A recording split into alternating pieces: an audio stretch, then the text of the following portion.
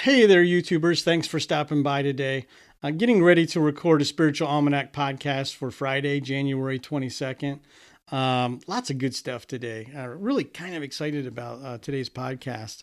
We're going to be taking a look at a Navajo poem. Really short, but it's really meaningful.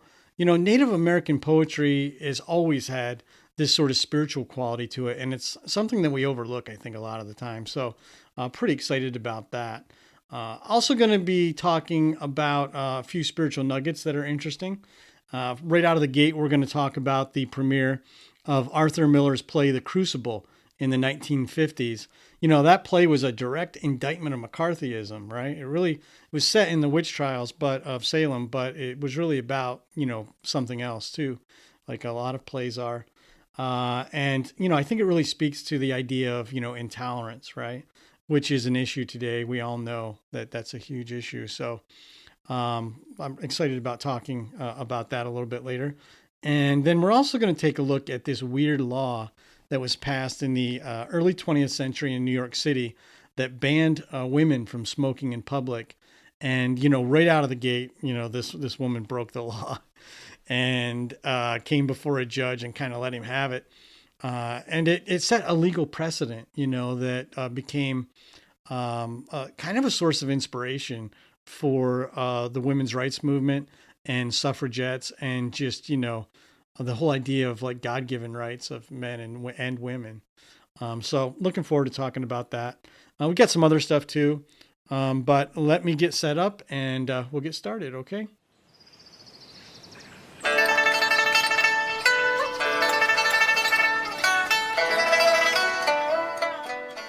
Welcome to a Spiritual Almanac. It's Friday, January 22nd, 2021. In Native American culture, there are two kinds of literature: mythology and poetry. Myths and legends communicate sacred truths and history, but traditional Native American poetry serves a deeper purpose. It's an integral part of everyday life. For Native Americans, poetry has a sacred quality.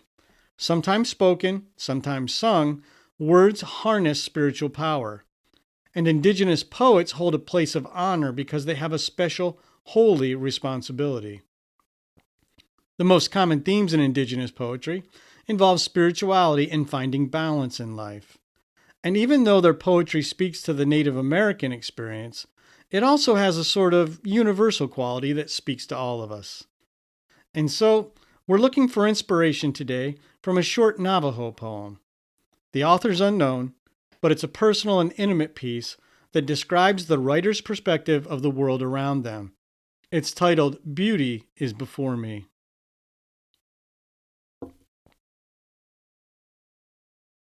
Beauty is before me, and beauty is behind me. Above and below me hovers the beautiful. I'm surrounded by it. I am immersed in it. In my youth, I am aware of it, and in old age, I shall walk quietly the beautiful trail.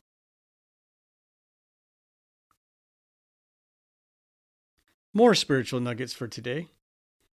On this day in 1953, Arthur Miller's The Crucible premiered at the Martin Beck Theater on Broadway. Set during the Salem witch trials of the Massachusetts Bay Colony in 1692, Miller's play shined a spotlight on religious intolerance, hysteria, and persecution. He wrote it as a condemnation of McCarthyism and the persecution of American citizens suspected of being communists. But in a case of life imitating art, Miller himself was dragged before the House Committee on Un-American Activities a few years later and convicted of contempt of Congress for refusing to provide the names of people who were present at meetings he attended. Today also marks the death of the hymn writer Anna Bartlett Warner in 1915. You might not recognize her name, but you probably know her work.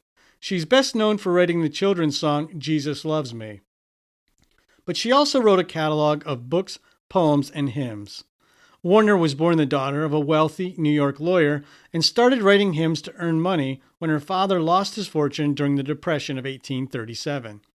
She also taught Bible classes to the cadets at nearby West Point, and her family home is now a museum on the grounds of the U.S. Military Academy.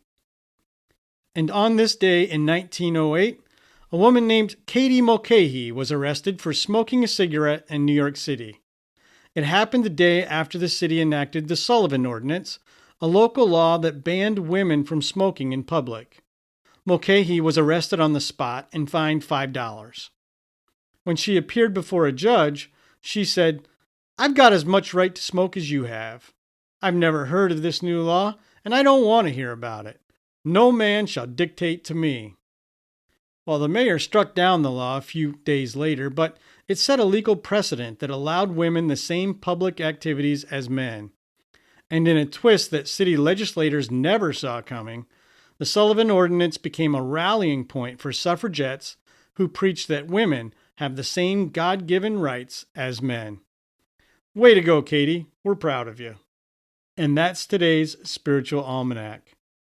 For additional reading, take a look at When the Light of the World Was Subdued, Our Songs Came Through, a Norton anthology of Native Nations poetry. There's a link in the description. A Spiritual Almanac is a production of Granola Soul.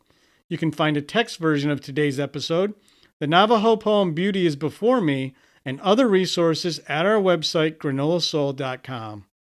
Be kind, do something good today, and I'll see you tomorrow.